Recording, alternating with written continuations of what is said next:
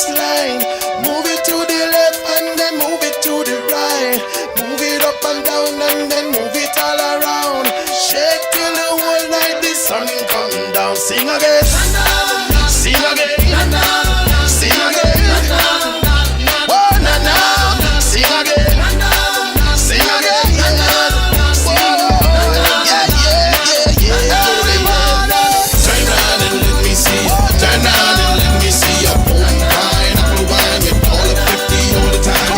Turn round and let me see. Turn round and let me see your boom pineapple wine with all of 50 all the time. Turn round and let me see. Turn round and let me see your boom pineapple wine with all of 50 all the time. Turn round and let me see. Turn round and let me see your boom pineapple wine with all of 50 all the time. Turn round and let me see. Turn round and let me see your boom pineapple wine with all of 50 all the time. Turn round and let me see. Turn round and let me see your boom pineapple wine with all of 50 all the time.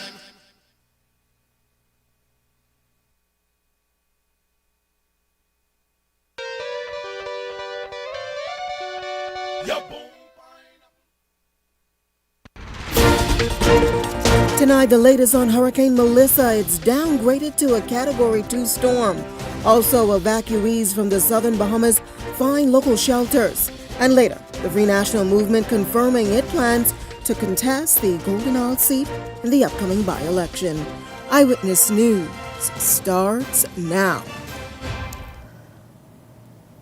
Good evening, everyone. I'm Janae Noel. Thanks so much for joining us. Topping news tonight, we're still keeping our eye on Hurricane Melissa, which has begun its descent on the southeast Bahamas as a Category 1 storm now, with maximum sustained winds near 90 miles per hour. According to the latest update from the Met Office at 6 p.m. today, the core of Melissa is passing over the Crooked Island Passage. Officials say tropical storm and hurricane conditions are occurring in the central and southeast Bahamas, while tropical storm conditions spread to the Turks and Caicos Islands as well. Total rainfall of 5 to 10 inches expected of the southeast Bahamas through Thursday morning. This can result in severe flooding in those islands. A storm surge of 4 to 7 feet above normally dry ground is possible also in the southeast Bahamas. Now, you can stay tuned to our digital platforms for the latest updates on this storm. Meantime, the nation's leader, Prime Minister Philip Davis, sending a message to residents directly in the storm's path. During Parliament today, he assured that the government stands ready to assist wherever needed. This powerful superstorm has brought hardship to many of our Caribbean brothers and sisters, particularly the people of Jamaica and now Cuba. We extend our solidarity to them in their time of need, just as they stood with us in the aftermath of Hurricane Dorian. The Caribbean is a family, and in moments like these, that truth becomes clear. When one of us hurts, we all feel the pain. To the people of the southeastern Bahamas, we are now enduring the initial impacts. To the people of southeastern Bahamas, who are now enduring the initial impacts from this storm, I want to assure you that your government stands with you.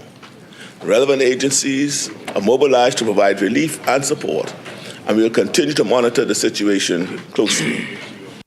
Meanwhile, opposition leader Michael Pintard criticizing government's evacuation efforts that began on Monday until yesterday for residents in the southeast Bahamas. Officials say from the Disaster Risk Management Authority, over 1,000 residents were evacuated from Michael, but residents told Eyewitness News that the process was far from a smooth one, some mincing no words, as they claimed they felt neglected during this exercise. Residents have spoken themselves, and they believe that more ought to have been done. It ought to have been better organized. And so we are going to, again, offer our help. We will visit the various shelters. We have been in contact with a number of the families. We were a bit distressed that some persons were unable to be evacuated. I heard the heart-wrenching voice note from the young man in Ragged Island. Had an opportunity to speak to a young lady again, who had two senior grandparents, two senior citizens who were incapacitated. They were unable to walk, and so it is our hope that all of them were assisted so that they could easily get out of Auckland's and Crooked Island. Meantime, the all clear has been given for Jamaica after Hurricane Melissa slammed into the island as a powerful Category 5 storm, packing winds of up to 185 miles per hour, Melissa tearing through parishes, leaving behind widespread damage and disruption. Our Laurencia Smith has the details tonight. Several Bahamians rode out Hurricane Melissa on the island, a storm that will go down as one of the strongest ever in the Atlantic. The Bahamas Consul General to Jamaica, Alveda Knight, confirmed that there has been no reports of injuries to Bahamians on the island. Ahead of Melissa's landfall, the government arranged evacuation flights for students and other nationals who chose to leave. However, Victoria Jane Jacks, president of the Bahamian Student Association at the University of the West Indies Mona campus, says about 17 students stayed on campus and they're all safe. Well, no damages really to any of the halls that the Bahamian students are on. Everything was good. Yeah, we had one hall actually where we have one Bahamian student that had a damage to the infrastructure. Hurricane Melissa has already taken a heavy toll as it moved towards Haiti and Cuba. In Haiti, at least 25 people died after a river burst in its banks. Local officials told international media. In Jamaica, authorities have now given the all clear, with damage assessment and recovery efforts underway. 3 people died during storm preparation. Desmond McKinsey, Jamaica's Minister of Local Government, confirmed in a special briefing that there have been no further reports of deaths from the storm. We are not in a position to speak about any deaths because we have not had any reports of any deaths so far. So we cannot presume that there are deaths. I'm hoping that there are no deaths to report on. In the aftermath of Hurricane Melissa, coastal communities in the southwestern part of Jamaica faced widespread devastation. Homes were destroyed, vehicles overturned, power lines down, and trees uprooted. Information Minister Dr. Dana Morris-Daxon said Prime Minister Andrew Holness and members of his cabinet are on the ground assessing the damages and overseeing recovery efforts. What everybody wants to know, what's the damage? It is really too early for us to say definitively what's the damage. We know it is Western Jamaica that had the brunt of the impact. We will have to give you that in the coming days. Laurencia Smith, Eyewitness News. Well, it's still too early to determine how soon Bahamas Air will resume its flights to Jamaica following the passage of Hurricane Melissa. That update coming from Deputy Prime Minister Chester Cooper, who also serves as the Tourism Minister and also the Minister of Investments and Aviation. Officials are now assessing the aftermath of the Category 5 storm caused major damage to the island's infrastructure. It was just last year that Bahamas Air launched its inaugural flight to Jamaica with service into Sangster International Airport in Montego Bay. Assessments really as to what's happening on the ground. I think your question referenced Bahamians who were there, and I think there will be a priority to evacuate distressed Bahamians who may be in Jamaica. Bahamas Air will consider on commercial terms and commercial basis, and no doubt there will be a lot of considerations that you need to determine the condition of the airport, etc., and the state of travel, the state of utilities, infrastructure, etc. And then they will make the determination. It's too soon to say what the future of the route is, but Bahamas Air is committed to regional expansion. And on the same basis that they made the decision, they will make the determination as to how to move forward. Well, as Hurricane Melissa makes landfall on the islands across the Bahamas, government says evacuation opportunities have passed and members of the armed forces have been deployed to assist with pre- and post-storm efforts. Lyndon Rishi Jr. has the details tonight. Islands across the Bahamas facing inclement weather as Hurricane Melissa creeps into the central and southeastern, packing high winds and predicting heavy rainfall after wreaking havoc on Jamaica and Cuba. Minister for Responsibility with Disaster Risk Management Authority Leon Lundy revealing evacuation operations have been underway on the islands of Mayaguana, Anagua, Crooked Island, Auckland, and Long Key, but now it's time to bunker down. 1,485 residents were evacuated before the suspension of air operation. With the evacuation orders rushing Anagua residents to the capital, Royal Bahamas Defense Force Marines remained.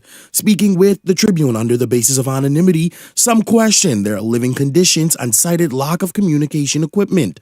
All claims Commodore Floyd Moxie dismissed. They have satellite communication, standby generators, and they have push-to-talk satellite phones. We constructed a maritime surveillance building that is fortified and should be able to withstand strong hurricanes. Videos circulating from the islands of Exuma, Ragged Island, Mayaguana, Long Island, and Anagua shows swaying trees, whistling winds, and clouded skies, all signs that the Category 2 hurricane has forcefully landed. Moxie says 3 6-man teams have been deployed to islands where the storm will pass through, prioritizing infrastructural safety. To secure all government installation, government clinic, post office, administrator's office, local school, airport, seaport. Once the storm has passed and the all clear is given, officials say armed forces will canvass the grounds, searching for persons in distress and analyzing damages done to various port of entries to determine reopening dates. Linton Ritchie Jr., Eyewitness News. Well, as Hurricane Melissa makes its way through the central and southeastern islands of the Bahamas, Long Island residents say they're fully prepared to take on the storm as preparations were completed hours before Melissa's landfall. Long Island Chief Counselor Ian Knowles telling Eyewitness News residents were not procrastinating following forecast reports and moved with urgency to protect their properties. Yeah, all the necessary preparations were completed late yesterday afternoon. We brought all the persons to the shelters in the south this morning. All the drains being cleared. Right now we have light rain. There's about 40-mile-an-hour wind. But everybody's prepared. You know, we've been through Hurricane Walken in 2015. And so most of the people learned their lessons. And then we had Hurricane Lillian North several years before that. So Long Island's prepared as much as can be for this pending hurricane is about to pass us. We're prepared for it. We just pray to God that we don't get devastated. And pending, the pending storm. Now, there were some persons who left the island, but that's very minimal. But the good thing about some of the areas in Long Island, we have persons living on the south side, which is in low-lying areas. They have family members who live in higher grounds on the eastern foreshore. So, for the most part, like I said, we've been through hurricanes before. Persons are aware of what the damages can be done. So, right now, it's just about protection of lives. Knowles confirming tonight that shelters across the island are activated and ready to take on residents who are seeking safety, as the island is at this hour experiencing strong winds and heavy rainfall. Well, we have a shelter, Holy Family Island Contrition, Mortimer's. We have the community center in Clarencetown. We have the Assemblies of God in Salt Pond. We have Salem Baptist Church in Millis. There's Seymour's Gospel Chapel in Seymour's. Up to last night, we have 15 people into the community center. The community center has standby water, standby power. So that's the only one that is well equipped to shelter people with everything, all these utilities that you need for the hurricane. Persons who want to go to shelter, we had adequate buses for them to get to shelter, and those who need to go to a place they could drive there. So pretty much we are hunkered down now just for the pending storm. We're hoping that they don't pick up, based on what they're seeing on the various weather stations. Meantime, Hurricane Melissa making her presence felt on the island of Exuma with strong winds and heavy rainfall as the Category 1 storm affects central and southeastern islands. Island Administrator Kristen Palacios telling Eyewitness News that shelters are being occupied as residents battle the storm, which has resulted in unstable power. Okay, so currently we are experiencing heavy winds along with estimated 30 to 35 miles per hour wind gusts. We are experiencing power outages. DPL had to turn the power off because of the conditions that we are experiencing now. 13 shelters open. We have approximately 10 persons collectively at those shelters. We have been encouraging residents to stay off the road and also to prepare for the weather to get worse. We get regular updates from DRM, and us as administrators, we're required to join in those updates. We have persons on Little Exuma calling in every 4 hours, also on Ragged Island calling in every 4 hours. Well, as the central and southeast islands brace for Hurricane Melissa, preparations are also ramping up here in New Providence. Ministry of Works teams clearing drains to reduce the risk of flooding. Keon Miller, the senior superintendent at the ministry, says crews have been working across both the eastern and western districts all week, stressing that proper drainage is key to keeping low-lying areas safe. Melissa currently has a maximum sustained winds of 90 miles per hour. It's forecasted to bring some heavy rain, flooding, and gusty winds across parts of the country. Flooding, and it's going to help with the rain that's going to come. With the flooding? Okay, how this helps with the flooding is once the well is clean, it absorbs the water, its tide goes down, and so it pretty well does a good job of just accumulating all the water and bringing it drawn into one spot. That, basically auto. How many drains on average do you and your team tackle on a daily basis or weekly basis? On a daily basis, we could do anywhere from 6 to 7, but it all depends on the hours. So it basically could be 4 to 5. Well, we could only go as we are called because we usually work from hotline system. And so we like to have people listed where no one is above no one. So as you call, we try to help with the situation. So far, over 1,400 persons have been evacuated from vulnerable areas in the capital, according to the Disaster Risk Management Authority. Officials, just over 100 people have taken shelter in public facilities. The Deputy Prime Minister, Chester Cooper, along with Minister Responsible Leon Lundy, toured one of the shelters earlier today, speaking with residents at the New Providence Community Center. Disaster Risk Management Director Aaron Sargent says officials are now preparing the next steps as the storm moves out. Housing approximately 78 at the New Providence Community Center. We're housing about 21 at the Nassau Village Community Center and 13 at the Fox Hill Community Center. In the evacuation orders, we allowed for residents to shelter with family at private dwellings once they're not in the evacuation zone. We've advised residents to heed the evacuation orders. The evacuation order clearly stated that you are to evacuate off of island. If you fail to heed that order, then you may be cutting yourself off from support. But we do remain in contact with some of the law enforcement partners. The RBDF teams are in place to protect assets and ensure that residents remain safe until the passage of Hurricane Melissa. Most of the islands are experiencing adverse weather conditions as we speak. By tomorrow, we will know whether or not we will conduct our initial damage assessments tomorrow, Friday, and by Saturday, we'll make a determination whether or not residents can return to their communities.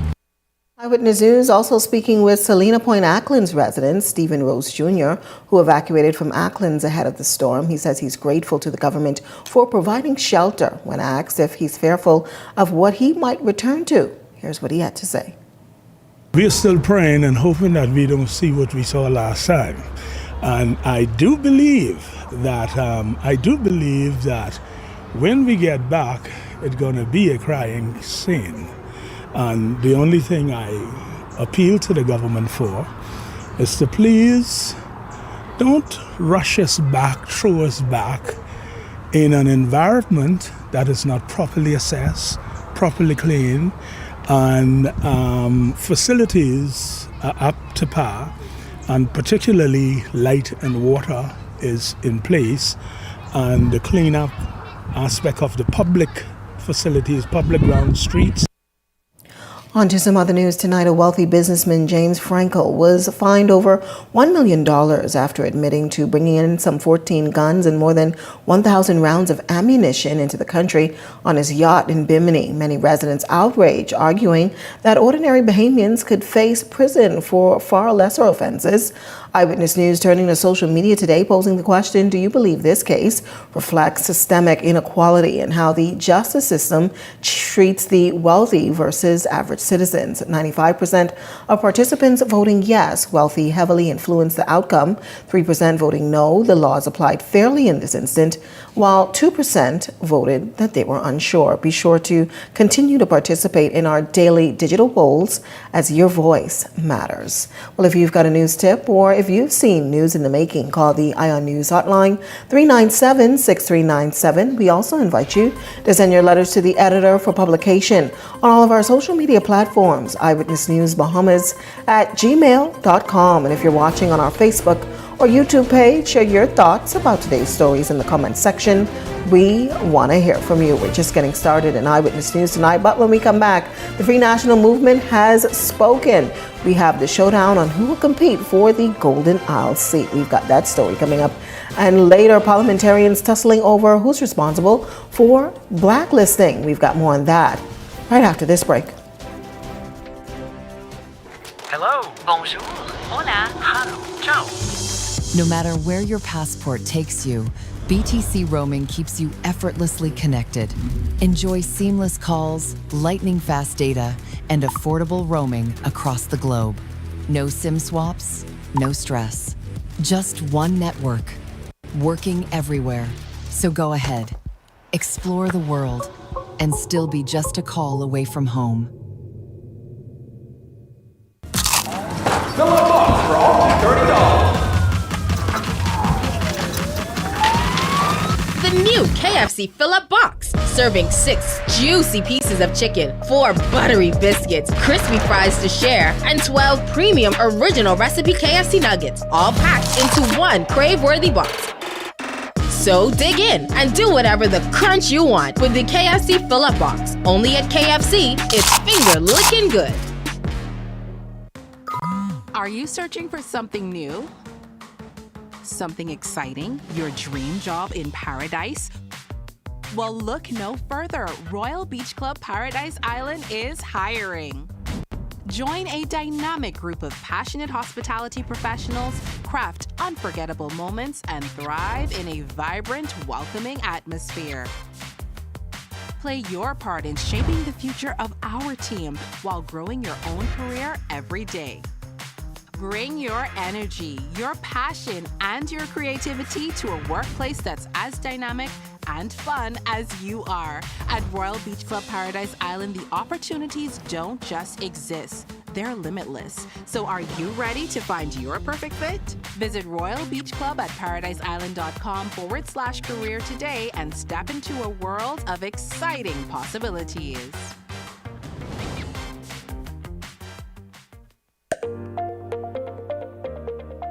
Registering for the advanced poll? Listen up. 2 deadlines are looming. Overseas voters must apply by Thursday, October 30th. Special voters have until Thursday, November 6th. Who qualifies? An overseas voter is a Bahamian eligible to vote from abroad, like students studying overseas and certain government personnel posted outside the Bahamas, along with qualifying spouses and immediate family. A special voter is someone who may be unable to vote in person on election day, including those 65 and older, hospitalized or in a care facility, pregnant, or who have recently given birth, traveling or stationed overseas on election day, candidates and their spouses, election workers, and parliamentary registration employees. For the full list of who qualifies and how to apply, click the link in the caption or pause the screen. Don't miss your deadline. Apply for the advanced poll today.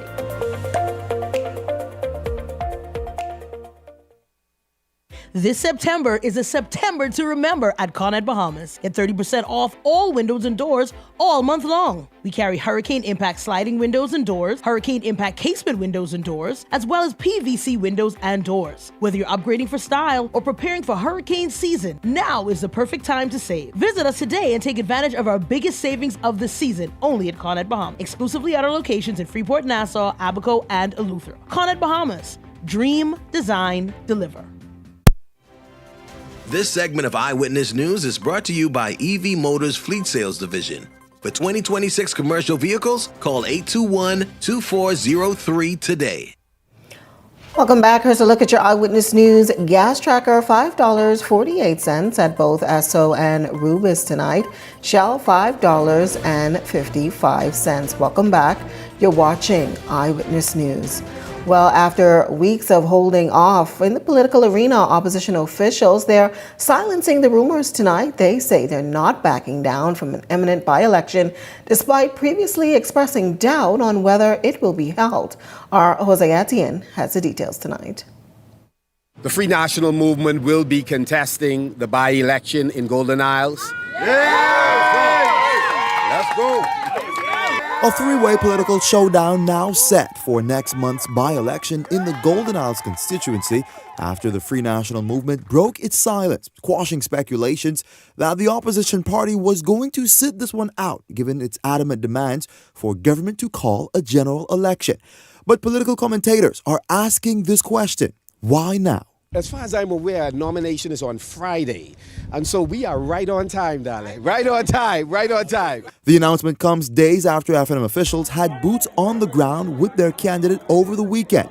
Perhaps a preliminary standoff between Brown and the governing PLP's Darren Pickstock, who also had government's backing in the community that now needs representation. But Pintard says what happened over the weekend is simply another page being torn out of the PLP's political playbook. They've not undergirded the member of parliament they had in Golden Isles. And now, 30 days out from an election, they finally realize that there are some roads that need to be paved. Political pundits assert that a by-election win is necessary for the FNM, arguing that otherwise, a loss could signal a fatal blow to Pintard's leadership after having lost a previous by-election. But the opposition leader isn't concerned about the political pressure. We believe that we will be successful in the upcoming general election, and this is but one step in that direction. And so we'll be still standing after this by-election, and after the general election, the Free National Movement will be the government of the Bahamas. Meanwhile, the FNM's candidate for the area seemed stirred up by the announcement, maintaining that his strong ties to the area makes him the better man for the job. But some are questioning his ability to win after losing the previous election. But he's leveraging his loss as a roadmap to victory. They've beckoned the call for me to come, and I'm prepared to serve. Mr. Brown has kept his office open for the past 4 years, even after losing the last general election. Now, a by-election for that battleground constituency is on the horizon amid talks that boundaries could be withdrawn to level out the voting field. The area's former member of parliament, Von Miller, was accused of failing to cover the entire constituency. To his defense, though, PLP insiders say it was quite an arduous task given the sprawling nature of that community. But Brown says there's no excuse. Listen to me, I've worked it, so it's a challenge for them ones who just reached last month. Yes, sir. I've worked that already. Yes, and so the countdown begins. Prime Minister Philip Davis insists that this by-election won't be a test on his leadership, although critics view it as a political barometer on the PLP's time in office. Jose Etienne, Eyewitness News. Well, while the Free National Movement says it's confident their candidate will claim victory in the upcoming Golden Isles by-election, the governing PLP is making its case just as strongly, both sides voicing optimism ahead of the polls. Delano Roker has the details tonight. The Free National Movement maintains it has the momentum to secure the Golden Isles seat, but PLP candidate Darren Pickstock is pushing back, saying that while his opponent, FNM candidate Ryan Brown, boasts of his presence in the community, he argues that presence has not translated into meaningful change for residents. The opponent is making a case about how long he has been around Golden Isles and how long he has been in his party. But for all of the years my reluctant opponent claims he has been under his belt, he is yet to show us one iota, one scintilla of any change or transformation that he has led or caused to happen for the good people of Golden Isles and the Bahamian people. The by-election, triggered by the passing of Von Miller, who represented Golden Isles and also served as Minister of Environment, Pickstock says he hopes to build on Miller's legacy and continue the work that was left unfinished, focusing on community development and environmental stewardship. I will work to address your concerns about the roads, the bus service, the drainage, the bottleneck traffic, the safety and security, business opportunities, and the management of the wetlands and the surrounding environment in our community. Inside the PLP camp, former Golden Isles MP Michael Halkitis says he's confident in Pickstock's ability to deliver for the people and to secure the seat for the party once again. Feel very, very confident. He's a very energetic young man. He's worked together with me in the Senate over the last 4 years, always giving very thoughtful contributions, well-researched, working in numerous elections, serving in the Senate, and now taking that step. And he's eager to serve. He's on the ground. He's enthusiastic. I'm confident that he'll be successful. And of course, I'm doing everything I can to assist him in being successful. Prime Minister and PLP leader Philip Davis also praising Pickstock's leadership as former chairman of the Bahamas Agricultural and Industrial Corporation, noting he believes Pickstock will be a hands-on, active member of parliament. And he knows how to help small farmers, entrepreneurs, and young people find opportunity. He will be the representative for Golden Isles to serve. The one who shows up, answers the phone, fixes the road, the lights, and the park. As the campaign intensifies, both parties are rallying supporters in Golden Isles, each confident they'll emerge victorious when the voters head to the polls. Delana Roker, Eyewitness News. As campaigns ahead of the by-election continue to be in full swing, Deputy Prime Minister Chester Cooper recently addressing scores of Golden Isles residents seeking their support to mark the X for the PLP candidate Darren Pickstock, noting that the constituency must remain represented by the PLP to continue what he says is progress. We got 30 more of these days. Only 30 of them. We're sprinting to the finish. We're backing our man Darren. And we're going to keep Golden Isles PLP. We can keep Golden Isles golden. That's what we can do. Next 30 days, we're going to be telling our story. We're going to be taking our fight to the street. We're going to be taking our fight to them. We're going to be visiting homes. We're going to be talking to everyone we meet. COI, F&M, Independence, the undecided, and we must tell our story. We must tell our own story. They're going to continue to try to pull down our work, but we must always tell them the work we've done. Well, from news from Parliament today, parliamentarians debating and passing amendments to the Automatic Exchange of Account Information Act, the move being praised by Prime Minister Philip Davis as one in a number of financial upgrades to keep the country in good standing with its international partners and also staying off of the blacklist. This powerful superstorm has brought hardship to many of our Caribbean brothers and sisters, particularly the people of Jamaica and now Cuba. We extend our solidarity to them in their time of need, just as they stood with us in the aftermath of Hurricane Dorian. We do apologize for that error. Meantime, the nation's leader setting the record straight following criticism from the opposition regarding the country's fight with international blacklisting from the European Union and other financial watchdogs during parliamentary debate, and an unlikely ally solidifying the nation's leader's response to the overarching question, is the continued blacklisting an F&M or PLP issue? Our Janelle Longley has the details tonight. That's Prime Minister Philip Davis's response to criticisms surrounding the country's long-standing battle with international financial blacklists, which he says began as far back as 2000. Who are targeted? Former colonies of European countries, small island developing states, right? They're all black-led governments. There's a dark side to it. As a result of my complaint, and meeting with the Secretary General, Guterres, on this issue of how unfair it is for small island development states, particularly ours, that some international body, I urged them to take it over. And now they are now creating a new tax regime that will be administered by the UN and our own Attorney General is on that committee. That criticism was raised during the second reading and committal of an amendment to the Automatic Exchange of Financial Account Information Act by St. Anne's Member of Parliament Adrian White, who reiterated his stance that government is not doing enough to keep the Bahamas off of international blacklist. When it comes to financial services, the PLP administration is continuously walking backwards, regurgitating history, Madam Speaker. And while some might suggest it's as easy as cutting ties with those countries, Davis underscored the more crippling effects of the issue. You see, Hurricane Melissa is going through our islands now.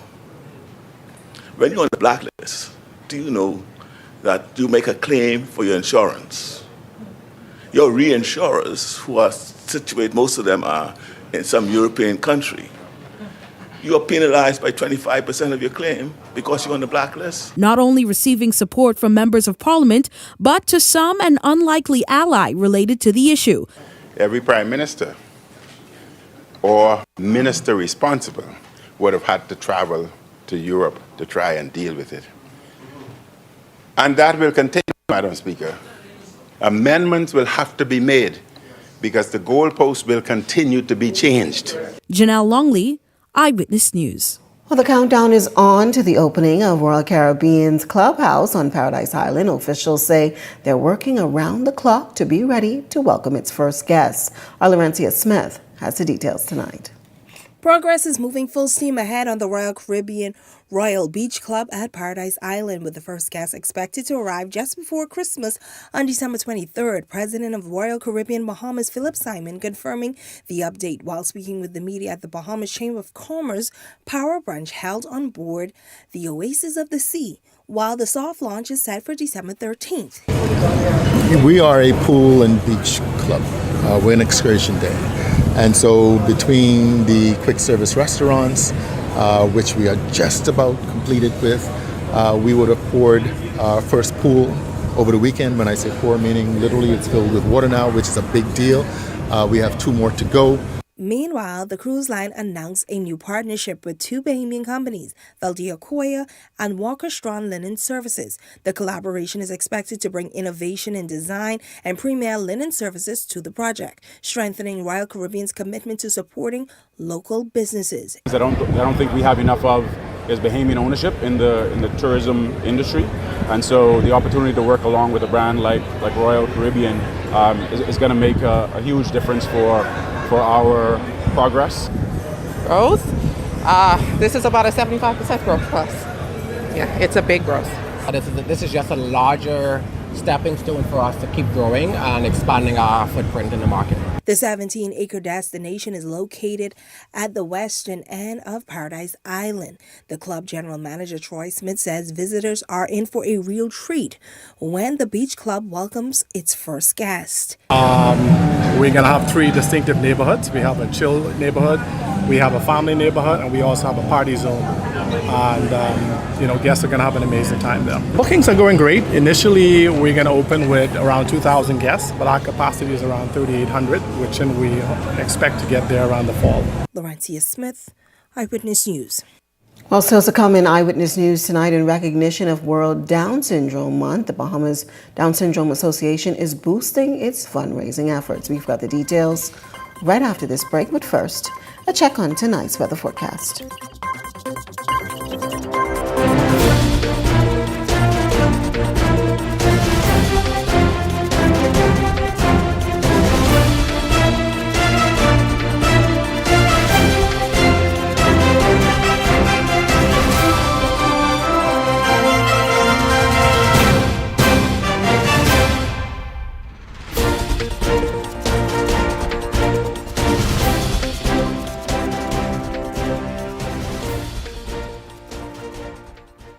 Calling the Junkanoo community. Sting Junkanoo Group is celebrating 25 years of music, counting down the years of hit songs after hit songs. KB. Boy, you don't know me yet. Colin McDonald. Stevie S. Tyson Knight. And D-Man. Music by DJ Reverend DJ Pressure. Saturday, November 1st at the Farm, Marshall Road, 8 p.m. until. Get your tickets online at www.bahamasetickets.com. The Home Gallery, Faith Dental Center, The Farm, or call 424-6433 or 477-0191. It's 25 years, baby!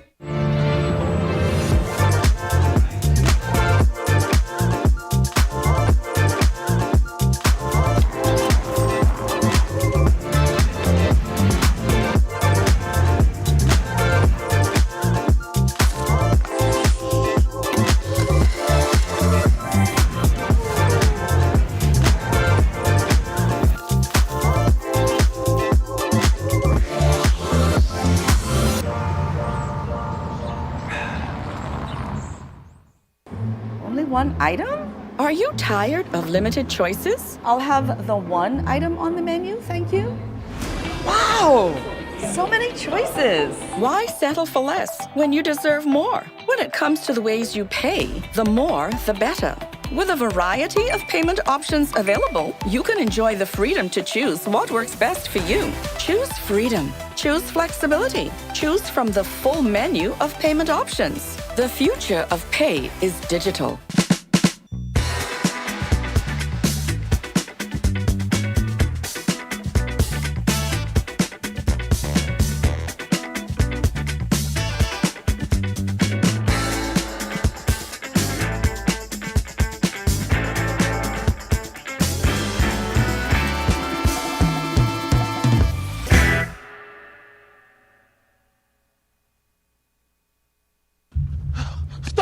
Stop, man, stop. Boy, it's hot today, boy. You see that? Mm-hmm. That's snowing.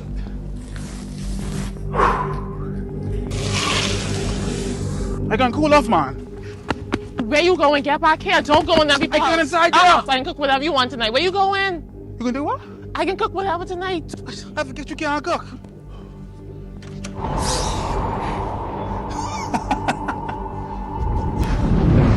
Stop at the Heat and enter Skypole. Expert installation, cool comfort, and reliable service. Brought to you by Discount AC and Supplies. Your one-stop shop for top-tier AC units. You're watching Eyewitness News. Welcome back. Well, in recognition of World Down Syndrome Month, the Bahamas Down Syndrome Association is ramping up its fundraising efforts. It's calling on Bahamians in corporate Bahamas to donate funds as the non-profit organization hopes to open a new accessible facility. President Belly Taylor highlighting the importance of continuing to advocate for Bahamians living with Down syndrome, especially during the month of awareness. Morning Walk is a worldwide thing that happens all around the world because it's World Down Syndrome Month. So everyone is involved and each country do it on different days. We always plan ours the last Saturday in the month, and it's one of our biggest fundraisers because we're working towards a building, and so we need all the funds we can get. It's very important because a lot of our adult Down syndrome persons are stuck at home with nothing to do. So we want them out in the public. Meanwhile, Vice President of the Association, Ida Poitier-Turnquest, is emphasizing the dire need for a facility. As she explains, persons living with Down syndrome too must have a life of normalcy. Now, Down syndrome is the most known genetic disability out of all the disabilities. And here in the Bahamas, I must say that it's one that is not recognized, or we don't get the help that we need to get. We have been from every government institution that we know of trying to get some assistance for our children, and we just cannot break through to get them. We can't get a classroom within a regular school. The therapies that we need, because they all need speech, physio therapies, and they're just not able to get it. And so once we get this building, we know that we can provide those services. Well, members of the World Mission Society Church of God from the Bahamas, Grenada, and Barbados, they recently hosted a blood drive on Sunday, all in an effort to respond to the blood shortage in the country that health officials say deeply affects those whose lives are on the line. Spokesperson for the church, Hadia Maynard, asserting how the initiative was a success and the church hopes to rise to the occasion. As we know, the blood banks are experiencing a great shortage in blood, and we knew that this was an important initiative to conduct because it's a truly life-saving method and a truly life-saving thing to do.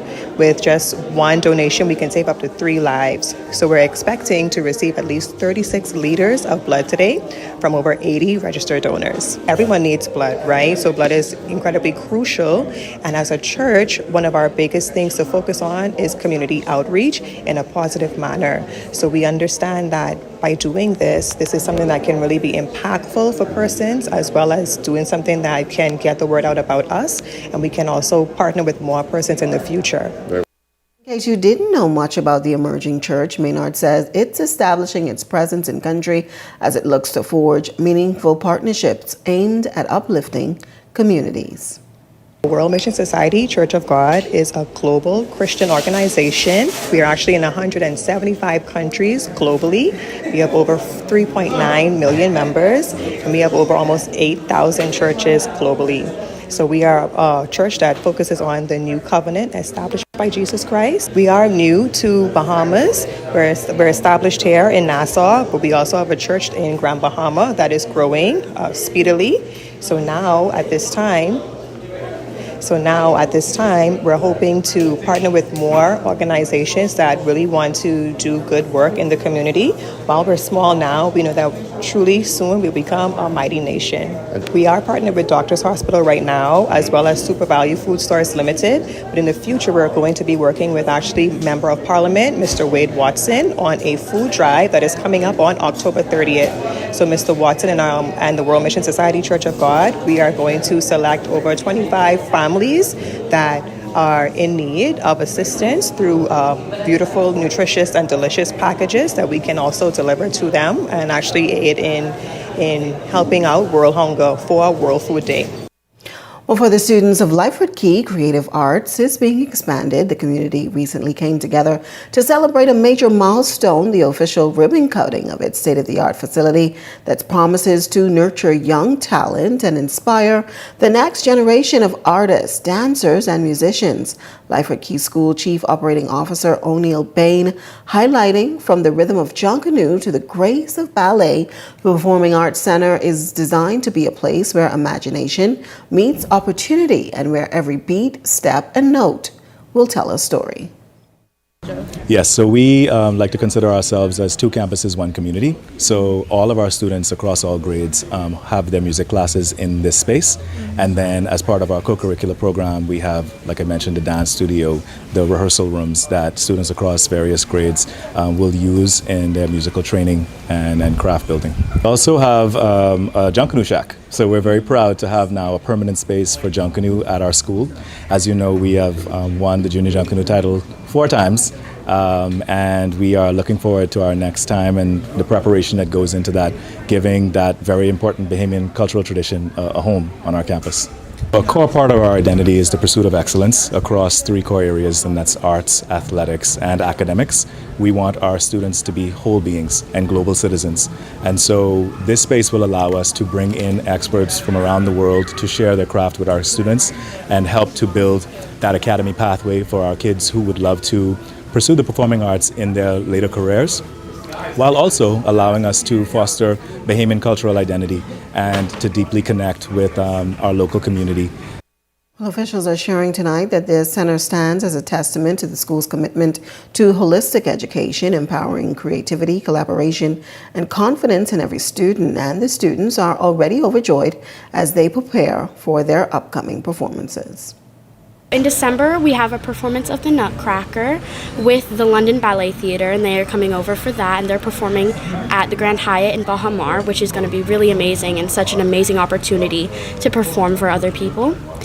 And then we have a dance recital here in November, which we will be performing 2 dances, one of them which we performed inside. So I love being a student here, and what I love even more about being a student here is getting to partake in things like this with the dance. I think that the new studio has really helped us take any emotion that we can and put it into dance, put it into our skill and our technique, which has greatly transformed me as a dancer as well as me as a student with our hours and what we have to give up and sacrifice. Like, for example, we do it during electives, and I think that's one of the great things because we have Nutcracker coming up and we have lots of amazing opportunities. Dance has been incredible for me. Like Zara said, it helps me express myself so much. And especially with Miss Courtney and everything, she's an incredible teacher, and I feel like I've improved so much over the past few years that I've been doing dance with her.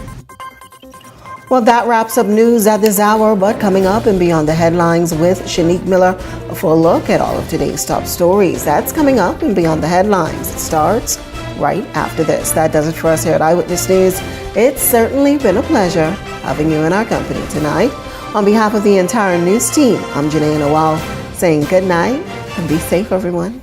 At the Water and Sewage Corporation, safety and convenience are our top priorities. However, our meter readers face challenges that can make their job difficult. Locked gates to guard dogs sometimes leads to missed readings and estimated bills, which can be frustrating for you and us. That's why we're upgrading to digital meters. They bring safety, accuracy, and convenience to homes across the Bahamas. We can streamline data collection, reduce on-site visits, and provide more accurate bills with no more estimates. Digital meters also help detect leaks early, saving you from costly bills and reducing water waste. Soon, a user-friendly app will let you track your water usage, manage bills, and stay informed, all at your fingertips. Over the next year, we're rolling out digital meters nationwide, transforming how we serve you with a safer and cost-efficient water supply. To learn about our digital meters, visit our website or call us today. And don't forget to update your information at any of our locations. Come and visit us at Shop Smart, 'cause everything is here. Yes, we have it all for you. Toys, clothing, office supplies, appliances, custom cut blinds, bedding, drapes, and rugs. Come and visit us on Mackey Street, 2 blocks down from Wolf Road. Call us at 698-1052. Shop Smart, at Shop Smart, at Shop Smart. Oh, everything is here.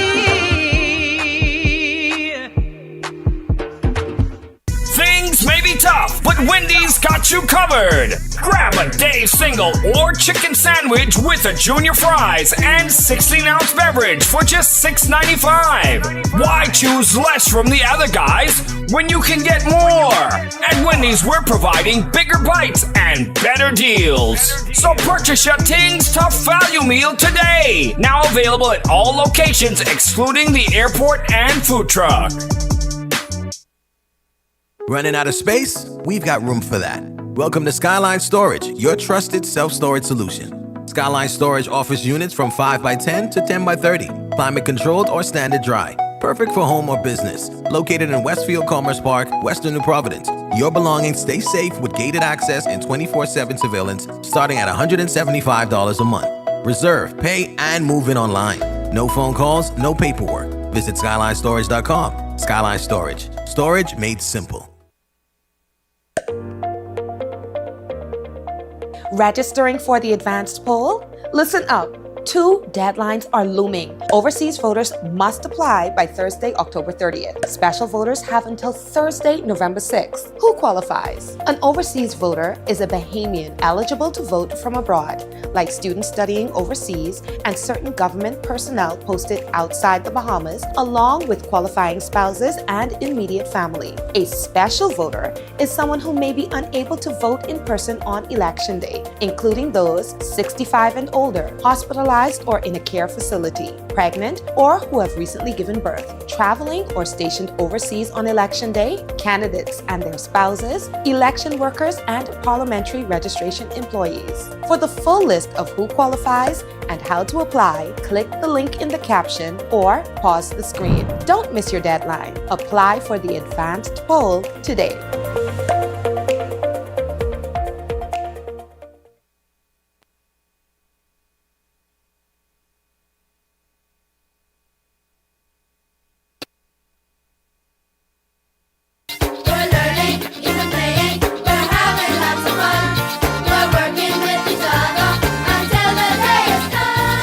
The Bahamas Technical and Vocational Institute recently received international accreditation by the Commission of the Council on Occupational Education. The announcement was made by BTVI President Dr. Linda Davis during a press conference at the Office of the Prime Minister. We celebrate BTVI's monumental achievement, but of course it is not just for BTVI. It is for our nation, it is for our region. It firmly establishes BTVI all 7 locations. Hello? Yeah. All 7 locations. Not just New Providence. New Providence, Grand Bahama, Abaco, Eleuthera, Exuma, North Andros, and Moores Island. Reaffirming the government's commitment to TVET, Education Minister Glenys Hannah Martin says the accreditation of BTVI is a cornerstone in our national strategy. It assures every Bahamian who chooses a technical or vocational path that they are investing in an education of the highest caliber and a stake in this economy. I reaffirm our government's unwavering support for BTVI and for the entire TVET sector.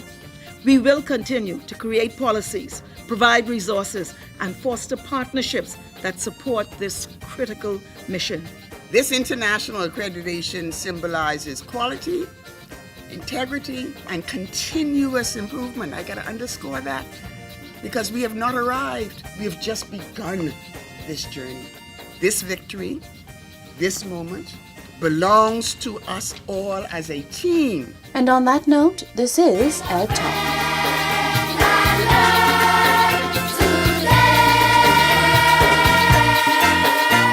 Welcome to Paradise Premium Foods, where exceptional taste meets everyday convenience. Right in the heart of Hurricane Hole Plaza, whether you're planning a beachside brunch, an intimate dinner, or simply restocking your favorites, we offer only the finest selection of local and imported goods, handpicked for quality, freshness, and flavor. At Paradise Premium Foods, shopping is effortless, service is personal, and every visit feels like a treat. From gourmet meals to go to organic essentials and indulgent treats, this is your neighborhood market elevated. Live well, eat better. Discover Paradise Premium Foods, now open at Hurricane Hole Plaza, Paradise Island. Paradise Premium Foods. Taste the difference.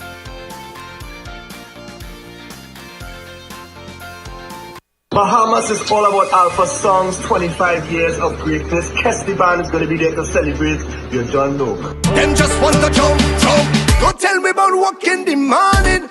Unless we're talking hard work. Talking hard work. Talking hard work. Hello. And I feel like I just with $1 million. Ready to go, yeah. We go make them jump. We go make them jump.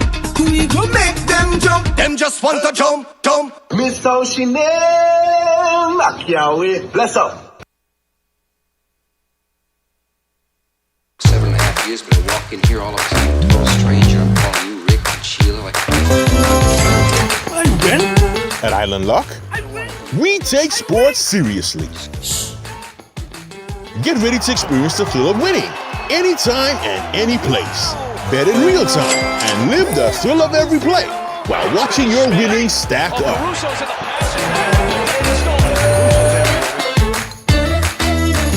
It's your chance to score big with fast payouts and a world-class experience.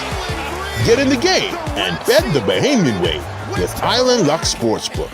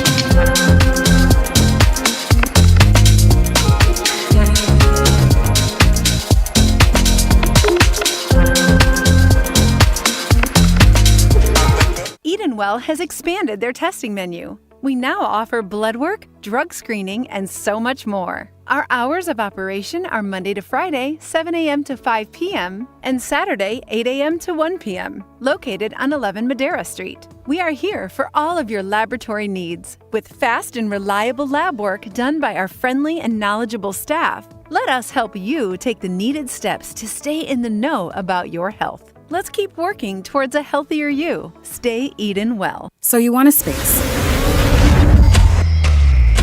But not just any space. You need something with a little more potential. So how about 1,000 square feet of room to play with? Superb audio and video production capability, digital LED wall, full lighting grid, and about 124 seats to accommodate a full studio audience with so many other features. Make us your home for your next concert, conference, and so much more. Honestly, the possibilities are endless.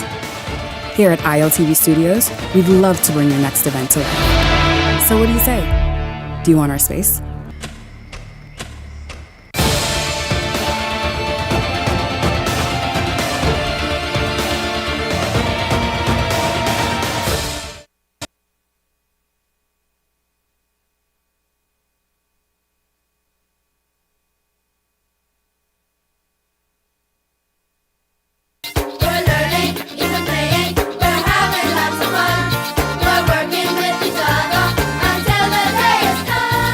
The Bahamas Technical and Vocational Institute recently received international accreditation by the Commission of the Council on Occupational Education.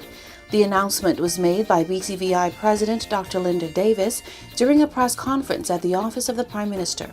We celebrate BTVI's monumental achievement, but of course it is not just for BTVI. It is for our nation, it is for our region. It firmly establishes BTVI all 7 locations. Hello? Yeah. All 7 locations. Not just New Providence. New Providence, Grand Bahama, Abaco, Eleuthera, Exuma, North Andros, and Moores Island. Yeah. Reaffirming the government's commitment to TVET, Education Minister Glenys Hannah-Martin says the accreditation of BTVI is a cornerstone in our national strategy. It assures every Bahamian who chooses a technical or vocational path that they are investing in an education of the highest caliber and a stake in this economy. I reaffirm our government's unwavering support for BTVI and for the entire TVET sector. We will continue to create policies, provide resources, and foster partnerships that support this critical mission. This international accreditation symbolizes quality, integrity, and continuous improvement. I gotta underscore that because we have not arrived. We have just begun this journey. This victory, this moment, belongs to us all as a team. And on that note, this is Ed Talk.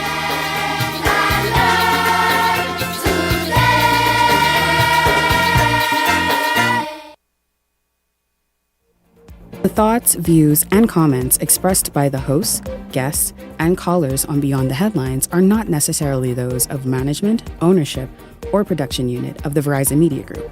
Beyond the Headlines is a production of ILTV Studios and cannot be reproduced or represented in part or entirety without express written permission of the Verizon Media Group. Beyond the Headlines is the intellectual property of the Verizon Media Group. Copyright 2021.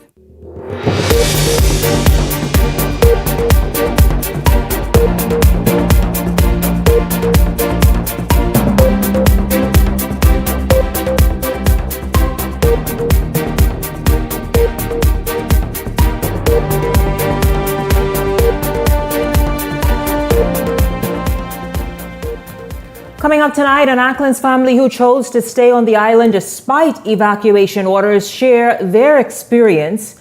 Long Island experiencing rains and winds at this hour. Some residents on social media are asking why wasn't Long Island evacuated? Meanwhile, Chief Counsel of Long Island, Ian Knoll, says the island is prepared. Opposition leader Michael Pintard is slamming the Davis administration and the DRMA for its handling of the evacuation of residents in the southern and central Bahamas. Pintard had a busy day today. From the steps of the House of Assembly, the leader of the opposition announced that the FNM is moving ahead with Brian Brown in the Golden Isles. Why do I keep saying that? Golden Isles by-election. We have it all straight ahead for you this evening. This is Beyond the Headlines. Good evening. I'm Shanique Miller. We begin tonight with the evacuations of the islands of the southern and central Bahamas. While many residents stayed put, the majority on each island chose to leave the island, while a minority stayed put. One such family in Acklands is Anitha Pratt. Now, I'm happy to welcome Anitha here. Of course, she has power and is able to speak with us this evening. Good evening to you, Anitha. Welcome to Be on the Headlines.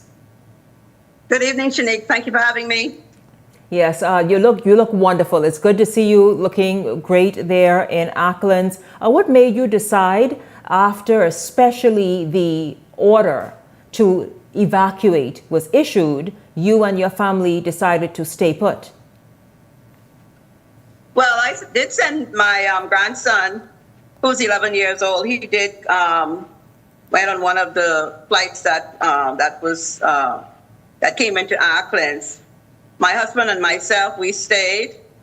I was getting information from Boxwind, and I was tracking the storm. I went through Hurricane Matthew here in Acklands, and I do realize that the intensity of the storm itself, while we were given the mandatory evacuation, when I tracked it, I realized that once it would have hit Acklands and Crooked Island, it will be down to Category 2, which is about 100 to 105 miles per hour. Mm-hmm. I am living in a newly constructed portion onto my house, which is about 7 feet above the ground, and it's a 2-story level. Now I know the storm surge could have gone up to 15 feet, but after I tracked the storm, and then I also had a second alternative place up on Mackenzie Hill where I sheltered Hurricane Joaquin. Cousin friend of mine, the Baines, they gave me access to a small house up there where I took some of my products from my business, and also I had a lot of products here on the ground. And I had to protect my products. I didn't want to leave. Many of you may know the kind of business I'm into. I just didn't want to walk away, leave the products here, and come back and find either the building blew down or the products missing. So we opted to stay. Mm-hmm. We moved all of our vehicles, our boat, couple cars up on Mackenzie Hill, and we have a truck here, and I guaranteed my family if the water came into the yard, and because I live opposite the sea, and we start to have surge, that we would evacuate and go to higher ground. So you felt comfortable. Sorry? You felt comfortable that you had sufficient measures in place that would keep you and your husband safe. Yes, ma'am, definitely. I wouldn't put my life, nor my husband's life, in harm's way, knowing that a storm was coming and we were not prepared. While I assisted, being one of the heads of department here on Acklands, I helped and assisted in getting individuals off the island into Nassau. And I opted to stay. There are about 190 plus of us here on the island of Acklands who did not evacuate, and primarily business owners, those who have restaurants or retail stores, establishment. Many of them stayed on the island of Acklands, one in Salina Point, a couple in Delectable Bay, and Masons Bay where I live, and up in the north, and Snug Corner, Henry, he stayed, Neil Williams stayed.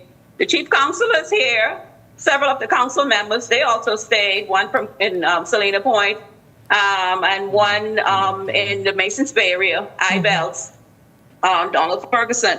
Okay. We stayed because like I said, we wouldn't put ourselves in harm's way. But we knew that if we had the necessary provision in place, it would have made more sense to stay here. Now, if it was a category 4 or 5, definitely I would have evacuated. Mm-hmm. But when I learned that it was down to 2, category 2, that we would have been able to withstand a category 2 storm here on the island of Acklands. I think what happened was everybody was listening to Jamaica they saw what was happening in Jamaica. Yes. And that You're right. frightened a lot of Everyone got people. nervous. That yes. really frightened people. Oh, it was quite frightening. Of course, and it was the storm. Even a Category 2 is nothing to dismiss or take lightly. But you're very right. I think people started being triggered because of what was happening in Jamaica, being triggered by what happened in the Bahamas as it relates to Dorian. And so people started wanting to, swarm the airports to get off whichever island it was. We know Mayor Guana had a time trying to get off that, many residents wanting to get off that island as quickly as possible, well into the evening yesterday. And so certainly, of course, you could understand that fear factor. But did Auckland's, or even, as you can say, we saw some weather, winds, and some down lines on Nagua today. They had some rain, some storms, some rough surf as well. Big waves are rolling in Nagua. Did Auckland's experience any sort of hurricane effects, like rain, like light flooding, winds? Oh, yes, definitely. Even where I stay in Masons Bay, I can see from the road that there's flooding.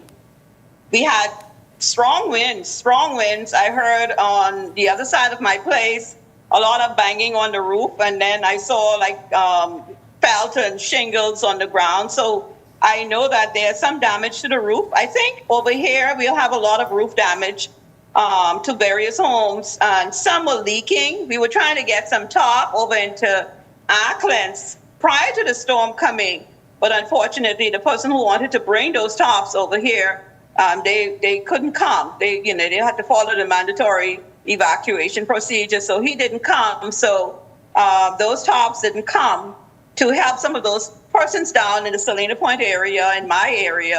At one portion of my roof, I have a tarp too, and I believe all the banging and the noise we heard on that side of the house perhaps is the top beating against the roof and stuff like that. But as far as I know, we wouldn't know about the power lines because the water was shut off yesterday, and the light was shut off around about 9 this morning. So I am on generator, and I have Starlink. I was trying to raise some of the other individuals in the south, but I don't know if they have generator or Starlink. So I couldn't get them. There's one person in the north, Neil Williams. I spoke to him via Starlink. Yes. But we will know tomorrow. I also spoke to my people from the Ministry of Tourism because they were very concerned about me staying on the island of Auckland. And my upline boss, Edie Seymour, she asked me, "Are you sure you want to stay?" And I told her, "Yes, ma'am," because I know what I was facing. And 190 persons are here, more than 190. But I think with the evacuation, we need to be really proactive, and we have to make determinations based on the category of the storm before we put people into a frenzy and they panic. And it was crazy at the airport. It was I know it was crazy because I saw images coming from Crooked Island, obviously Mayor Guana, in Agua. It is said on social media in particular tonight that some Long Islanders are saying because of the winds and the rain that they should have been evacuated. And I'll tell you this, even though, and you're quite right, you're so right, but I'm also very cautious to say that with Mother Nature, a tropical storm is something you don't take lightly and dismiss, which is under 100 miles per hour winds. And so it's just obviously being prepared. Obviously, like you said, you have measures in place that if there were flooding and the winds had picked up somehow while you were chosen to remain there, you had other places you could have gone at elevated levels. And so people just need to have those measures in place, quite frankly, and also give heed and perhaps attention to make a sound decision on whether or not to evacuate if an order is given. Well, Shanique, I will also say this. I served on the District Council of Auckland for 7 years. I've since retired from that. And I know from the time I was there up to now, we were talking about a shelter on the island, a strong, sturdy shelter built by successive government, the former government and this government. And I think what we should look at seriously, considering these storms are coming the way they are. Yes. That even if persons don't have measures in place for their residents, that if there is a strong shelter, the amount of money we take to evacuate individuals from these islands, we could have built at least 10 shelters. You're right. We need a shelter in Auckland, one in Margona, one in Crooked Island, one in Agua, to house our people. And there is an event like what took place this weekend. I mean, this week, because I saw people driving past me when I got to the airport.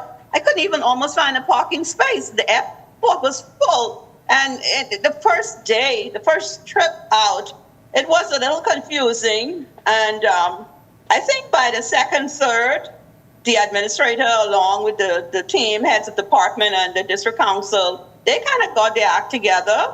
And it went smoothly.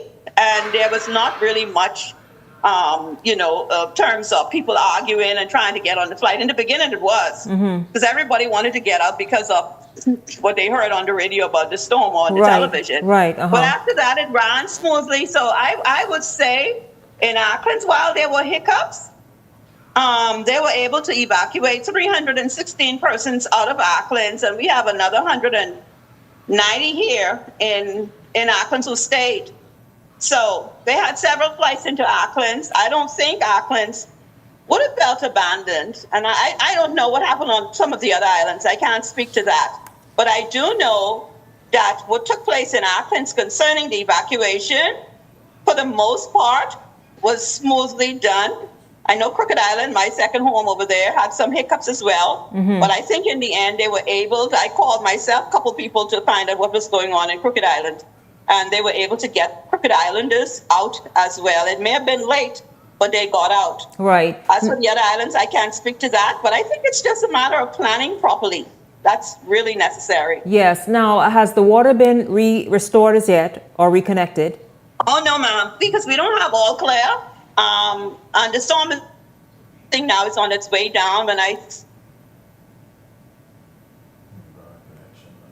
Okay, her connection is kind of dipping in and out now. The winds will really die down. So by 2 a.m. in the morning, we should be able to sleep comfortably, knowing that Melissa has passed and gone. So we give God thanks for that we are able to really be here. And I can speak to you live from my house here in Masons Bay. You know, God has been good. Yes, absolutely. We all can agree on that, certainly. Thank you so much, Anitha Pratt, who is live this evening from Auckland, from her home, speaking on one, choosing to stay. And it seems as though really those who have investments on the island, meaning business owners, have decided that they're going to stay and watch their investment, but of course have mitigation measures in place in the event that they needed to make a quick dash for higher ground. Those things were in place, and so it was a very well thought out and nothing that was a decision hastily made.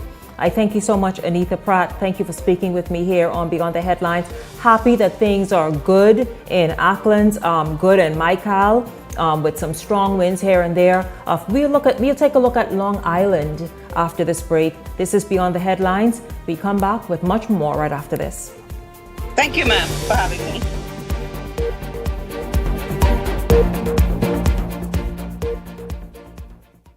Welcome to Blissful Escapes, where luxury meets affordability.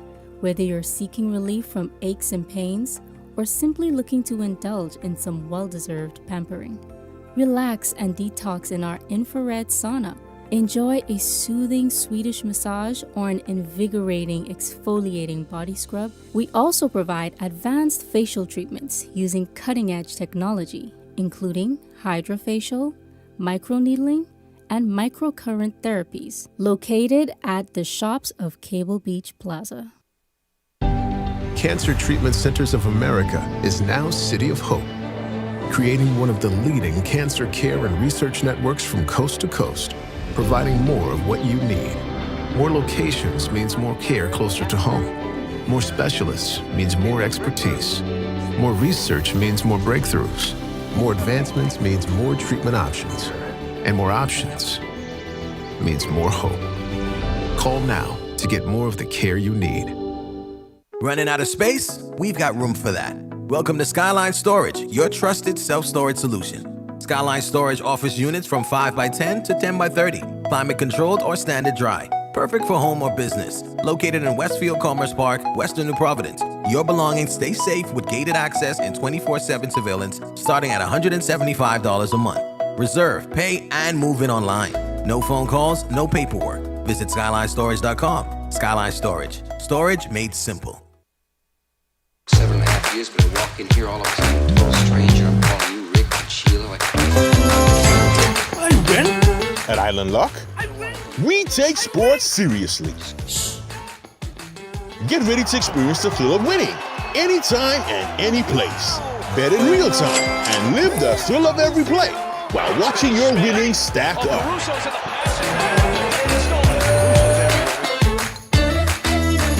It's your chance to score big with fast payouts and a world-class experience. Get in the game and bet the Bahamian way with Island Luck Sportsbook.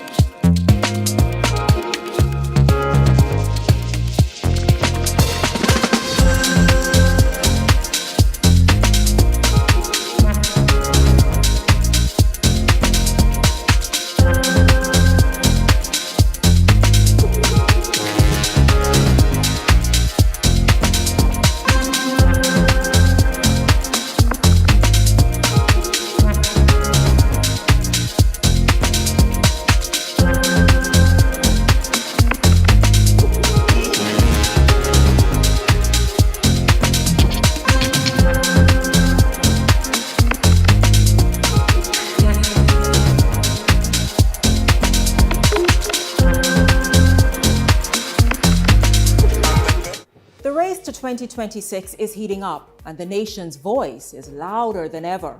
Here on Beyond the Headlines, we're checking the mood, the momentum, and the message of the people. I'm Shanique Miller. Each week, we're taking the temperature of the electorate to see what's really driving the nation. Who's connecting? Who's cooling off? What issues are heating up ahead of 2026? This is Temperature Check 2026, where journalism meets the nation's heartbeat.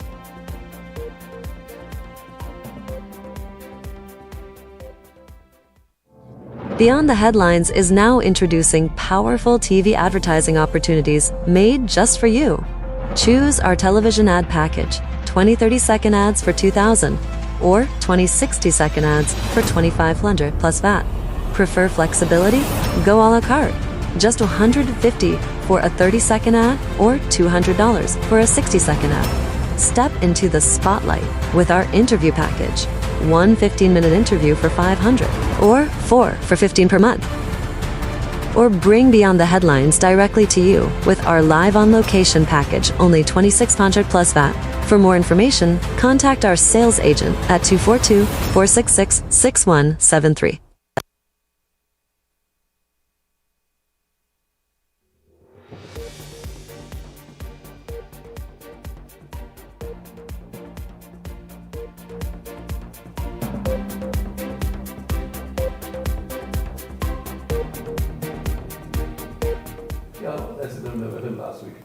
Welcome back to Beyond the Headlines. It's good to have you tuned in. We're going to continue with storm coverage because, believe it or not, there is just a small cone really over now the central Bahamas and central islands where the storm is being felt. Take a look at this video.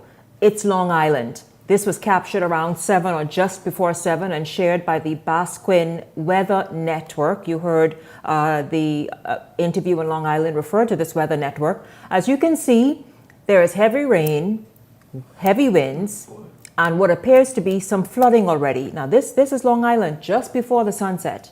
There are some residents of Long Island on social media all today, really, who felt that they too should have been evacuated as they're experiencing these kinds of effects right there from Hurricane Melissa, which is now a Category 2 storm. Hurricane Melissa is making its way through the central islands, and of course the southeastern islands escape with just winds. You heard Anitha talk about in Acklands, for example, roof damage with loose shingles and perhaps a downed tree or so. Of course, nobody can do any assessments as yet because the all clear will come later sometime overnight. But residents say that, of course, they wished that they would have gotten maybe given the option of evacuating. Something she said that's important, though, with all the evacuations, and mind you, there are times that's necessary, but it's also necessary that each island has a well-built, properly constructed community center / shelter. Yes. It's very, very important. That is important. Again, you're looking at videos from Long Island. This was Long Island just about an hour or so ago. By the way, this just came in during the break. Get this. A lady here in Nassau is very concerned for her sister in Long Island. Her sister is very frightened and on edge. She says her sister in Long Island is having such a hard time with this hurricane. They have been hammering on being hammered by this storm for over 5 hours. And it looks like they are still in the eye wall. Her house is leaking in the bedrooms, and she says she can hear the shingles ripping off the roof. This is terrible because they didn't forecast it to be so bad.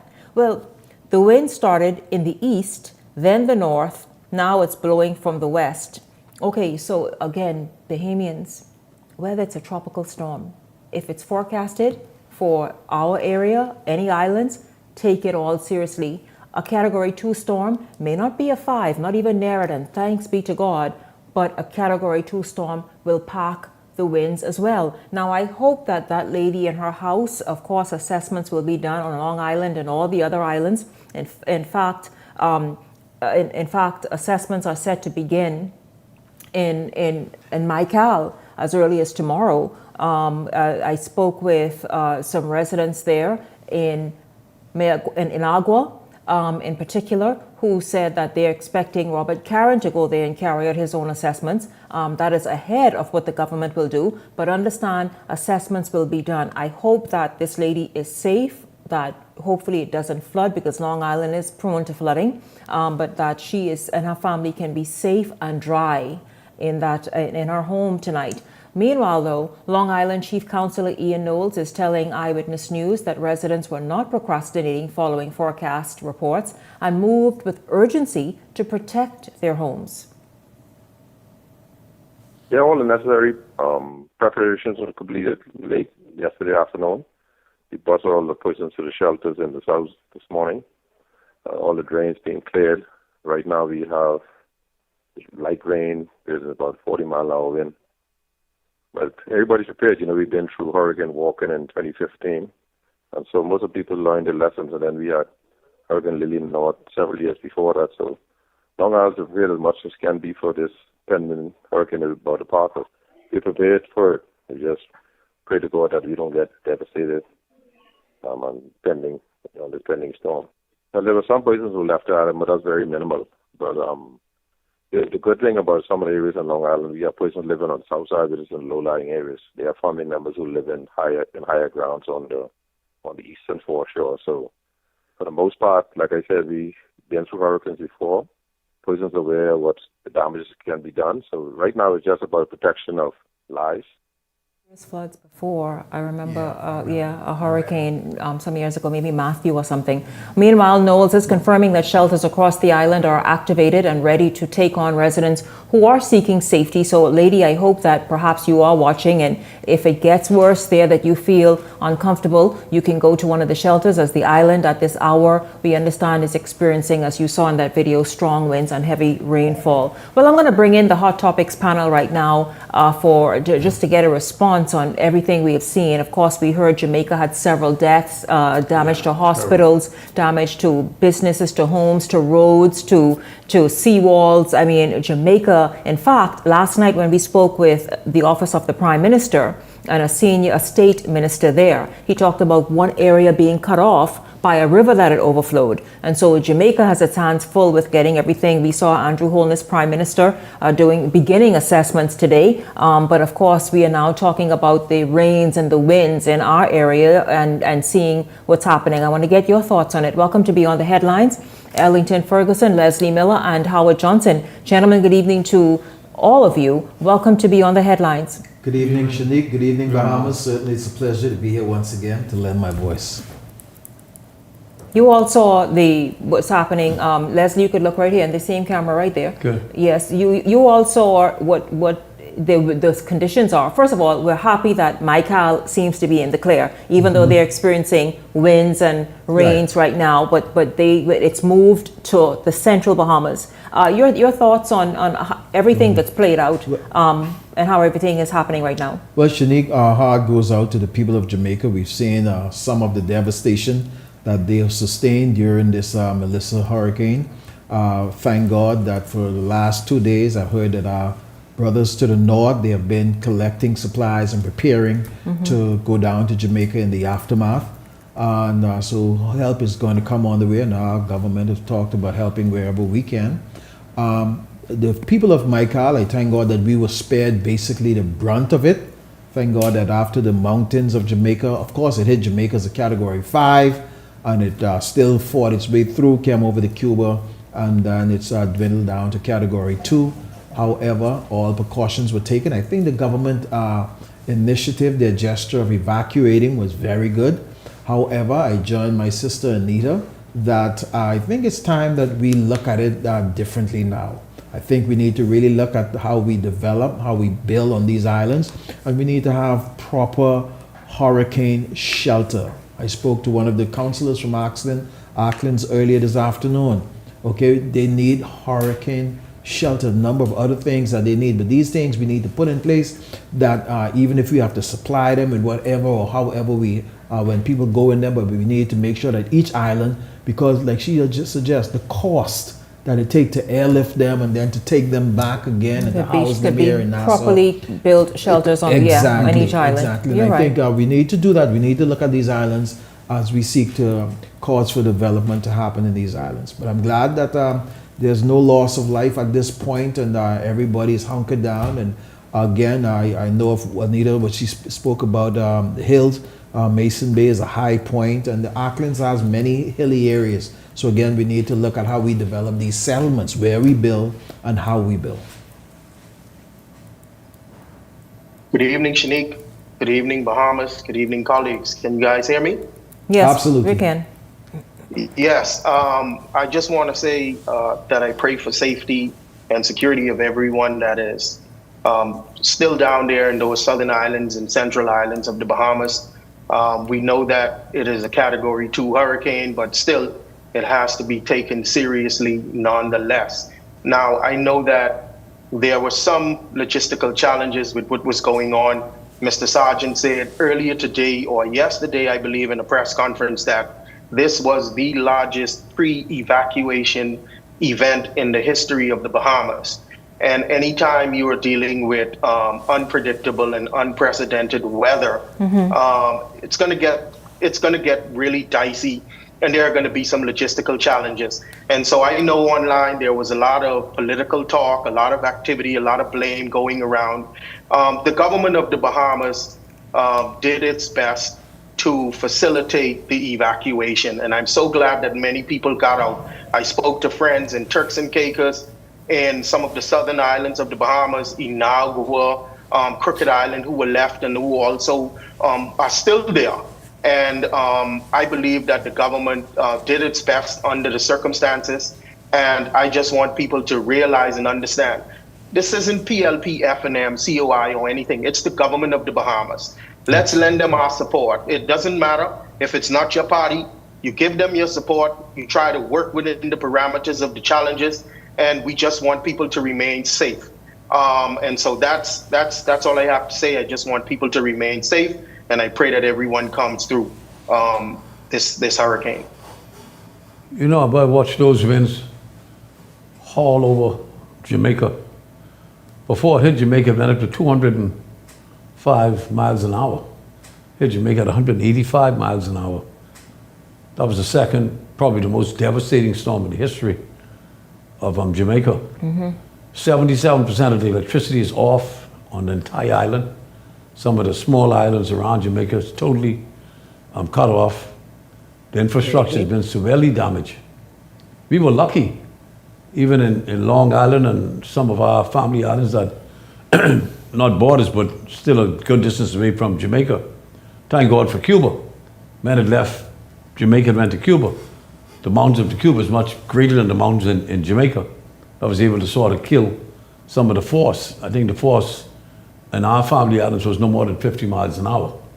But depending, like you saw on the structure of the homes there, which is not as great as in New Providence and Grand Bahama, they could easily have been damaged. And old people too have a right to be concerned about hurricane, because what they have to realize is not the wind, it's the water that does all the damage. And it's the water that kills people. Because people don't understand the gravity and the weight of water. Each gallon of water weighs 8.9 pounds. So imagine water flowing toward you. And you think it's just water, but it's not water. At such it's force. the tonnage of the water. And that force could really destroy you. So we were lucky. And I trust that this is the last major hurricane of the season. So they say. But we'll see. And that is, thank God that we have gotten through it unscathed, really. Yes, So and we we are were grateful lucky. and God is good. Yeah, I thank of course, you for it. there's discussion Yes. on how these storms are now showing up. I mean, this is October, the end of October, and it's the way they're showing up. It's the fact that they're moving slower and the rest of it. So there is an argument for what's happening in the climate, but that's not tonight's show. I'll tell you this, though. Opposition leader Michael Pintard is criticizing the government's evacuation efforts that began on Monday until last night. For the residents in the Southeast Bahamas, officials from the Disaster Risk Management Authority say over 1,000 residents were evacuated from Maikal, but residents told Eyewitness News that the process was far from smooth, some mincing no words as they felt neglected during the exercise. And they believe that more ought to have been done. It ought to have been better organized. And so we are going to, again, offer our help. We will visit the various shelters. We have been in contact with a number of the families. We were a bit distressed that some persons were unable to be evacuated. I heard the heart-wrenching voice note from the young man in Ragged Island. Had an opportunity to speak to a young lady, again, who had two senior grandparents, two senior citizens who were incapacitated. They were unable to walk, and so it is our hope that all of them were assisted so that they could easily get out of Acklands and Crooked Island. Well, the leader of the opposition, Michael Pintard, says, listen, good. However, not good enough, because many people could not get out. There were elderly who were not accommodated as they perhaps could have been to make it a smooth operation for them. Your thoughts on what he's saying and the fact that he's like, listen, it can be, I guess, improved moving forward. This whole issue of evacuation. No doubt, whatever we do can be improved, but I think the whole criticism that more could have been done. It's easy to say more. I think That's everybody for sure. should come to the table and say, well, how about we look at this, or why don't we look at it like this, or look at it that way, rather than just to say more. You're part of the government, and I think this is something, like somebody said earlier, this is neither PLP nor FNM, all hands on deck. I think the government attempted to help as much people as possible. I know my family in Acklands, they sent all of the wives and the children, and my brothers and cousins, they stayed and to kind of keep things down. I'm sure that there will always be something else that we could have done or that we should have looked at that we will overlook when it comes to these type of emergencies. But again, it's something for all of us to look at and see what more could we have done. Don't just say more. Yes, and Shanique, I agree. I think that when we look at things like this, I don't like for them to be used as political footballs with anybody, whether it's PLP, FNM, or anyone else. And here's the reason why. I'm pretty sure that there are hundreds and thousands of people who would say to you tonight in the Commonwealth of the Bahamas that the Free National Movement government could have done more before, that's for during, sure. and after Dorian. Absolutely. That's for sure. And see, if we keep saying these things, The curtain is still there. now we can say it from the other end of the spectrum, right? That's not what we need to focus on. Absolutely. Political football arguments. We need to focus on the safety and security of our people first and foremost.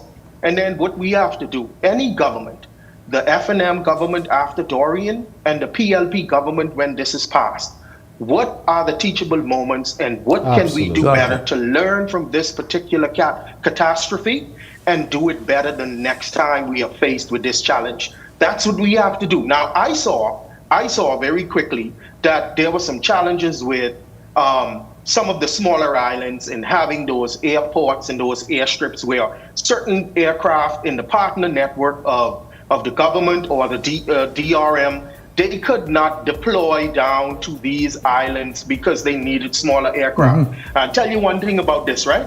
Some of those aircrafts, if I'm correct, came from the United States as well to help in that effort, correct? Yes. So now here's the thing. Those aircraft are the responsibility and are under the regulatory control and oversight of the Federal Aviation Administration, which is the FAA. See, you don't play games when it comes to them. Shanique, you know that I am also employed here in the United States for the Federal Reserve, in the Federal Reserve System. We operate in a system that is heavily rule-bound and regulated not only by multiple agencies, but also by the United States Congress. So when you see those planes in Nassau and you say there's only one flight that came down and they're not coming back, these pilots are not going to move if the weather is creating a problem. They're not going to move. And then there are runways. These runways are short. And then there's something called grooved and ungrooved runways. Grooved runways are in developing countries where the water can flow down. I'm not a pilot now, but where the water can flow off. I know none of those runways are grooved runways in those family islands. There's going to get to a point where those pilots are not going to fly those planes because there's going to be governmental risk, reputational risk, and all kinds of other risks, and they cannot do that.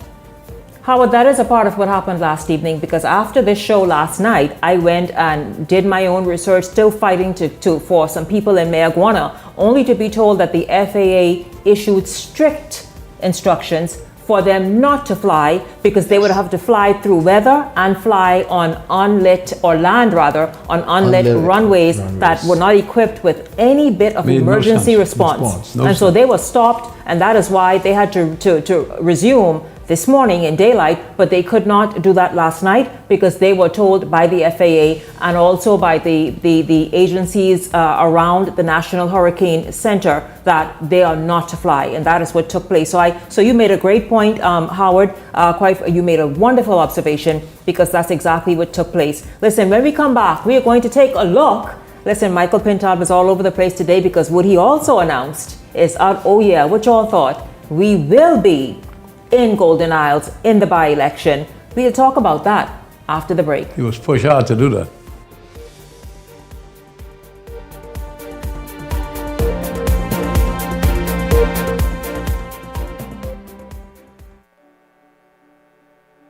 We have to be mindful that as much as we want touristic development, what impacts the fishery? Over-coastal development, destruction of mangroves, overzealousness of the industry. We have a new movement called do-it-yourself fishing. That is anglers who come to the Bahamas, they don't engage in hiring a guide. Because of this approach, you are going to have people who are going to exhaust the resources. This is an industry that's preserved. It should be for Bahamian guides only. We have the DIYs coming in here and they're destroying our flats. We try not to overfish certain areas, so we'll fish a certain area and we'll back off for a while because we don't want the fish to feel too much pressure. It's not just using the buzzwords of the environment and the ecology. The tourists can be educated that the more you support local ownership, people are doing it obviously the right way, the more the economic circulation in the communities. I think the most critical thing is accountability, and that accountability by way of legislation, both the Act and regulations to govern fly fishing in the Commonwealth of the Bahamas. I look at conservation efforts and the regulation that I've seen to protect the industry that's in the developed world. All of those jurisdictions have implemented strong regulation to protect their fisheries. We are way behind, but we do have a movement and a consciousness. We know where we need to be. Those are our resources, and we have to make an exerted effort to protect it, because that's the only gift that we have been given.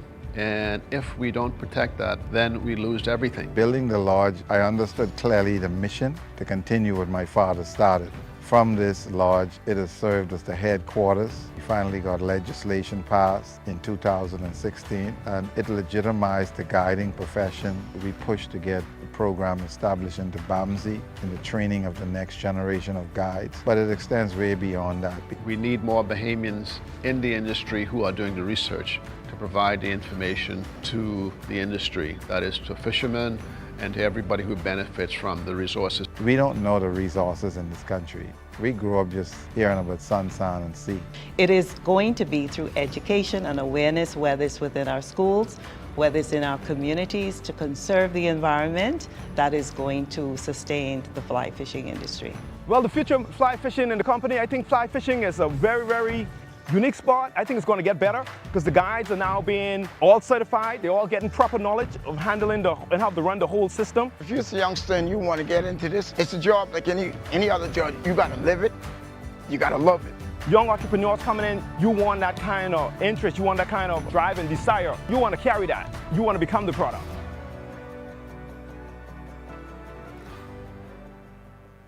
So you want a space. But not just any space. You need something with a little more potential. So how about 1,000 square feet of room to play with? Superb audio and video production capability, digital LED wall, full lighting grid, and about 124 seats to accommodate a full studio audience with so many other features. Make us your home for your next concert, conference, and so much more. Honestly, the possibilities are endless. Here at ILTV Studios, we'd love to bring your next event to life. So what do you say? Do you want our space?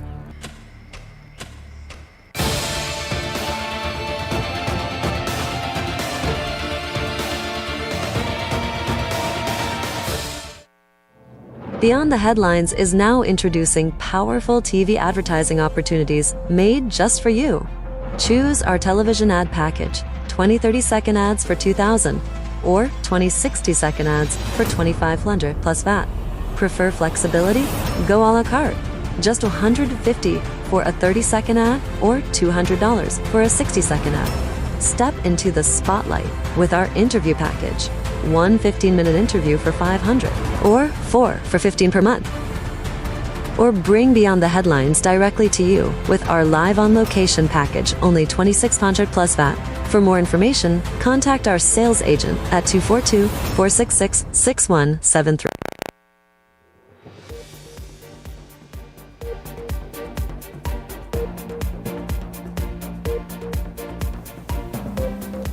Welcome back to Beyond the Headlines. Opposition officials silencing the rumors. They say they're not backing down from an imminent by-election, despite previously expressing doubt on whether it should be held in the first place.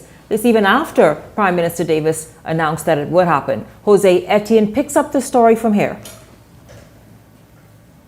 The Free National Movement will be contesting the by-election in Golden Isles. Let's go. A three-way political showdown now set for next month's by-election in the Golden Isles constituency after the Free National Movement broke its silence, quashing speculations that the opposition party was going to sit this one out, given its adamant demands for government to call a general election. But political commentators are asking this question: why now? As far as I'm aware, nomination is on Friday. And so we are right on time, darling. Right on time, right on time. The announcement comes days after FNM officials had boots on the ground with their candidate over the weekend. Perhaps a preliminary standoff between Brown and the governing PLPs down in Pickstock, who also had government's backing in the community that now needs representation.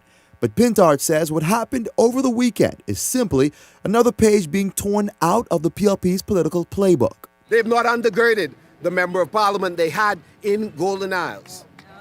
And now, 30 days out from an election, they finally realize that there are some roads that need to be paved. Political pundits assert that a by-election win is necessary for the FNM, arguing that otherwise, a loss could signal a fatal blow to Pintard's leadership after having lost a previous by-election.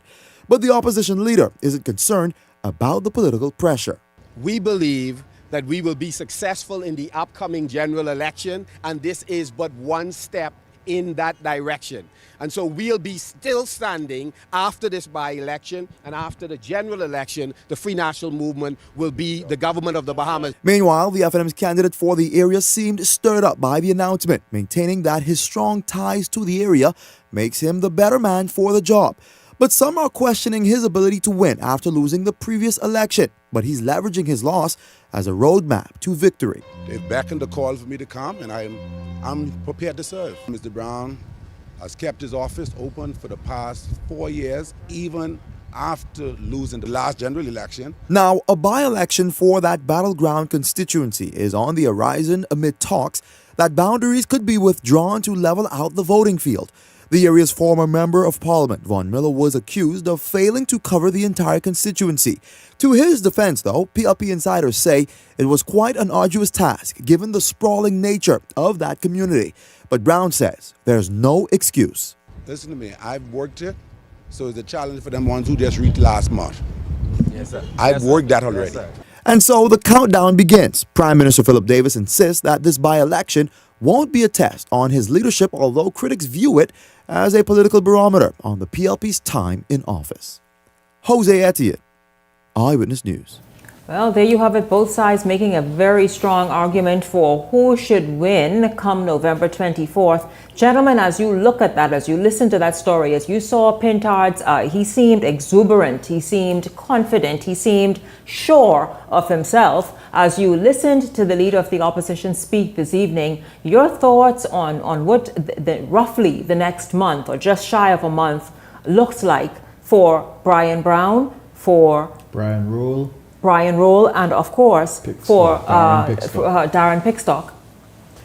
Well, Shanique, this race is really shaping up. At one point, we was in doubt as to whether the Free National Movement was going to put their candidate for. We know that Brian Brown has been working the constituency. He never left the constituency. He kept his office open.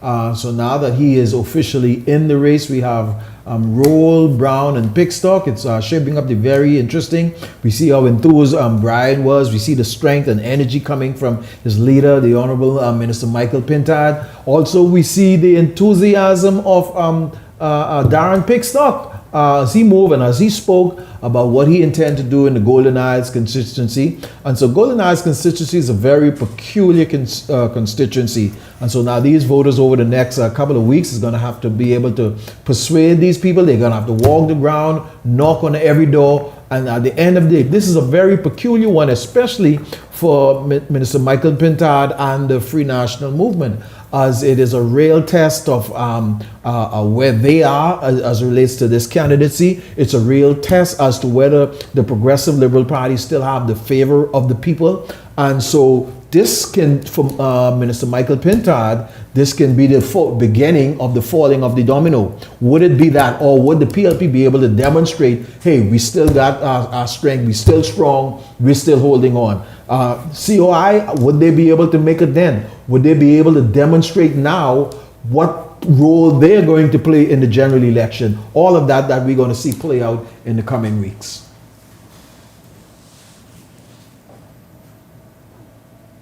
Nick, Mr. Brown Howard, spoke. I'm wondering what's happening. Sorry, I have a delay. Can you hear me? Yes, go ahead. Yes, I know Mr. Brown spoke eloquently just now in that piece, saying and believing that he has the edge because he's been there for a long time, working the grounds with previous MPs and as the chairman of the FNM Association, and rightly so. That's the leg he has to stand on, and that's what he has to use. So I wish him well as he contests this by-election. Mr. Pickstock, while he is newer to the constituency, the young man, from what I saw on the weekend, is coming out of the blocks, and he is boots on the ground with his people. not taking any prisoners, and not going to lay down and play dead, so to speak.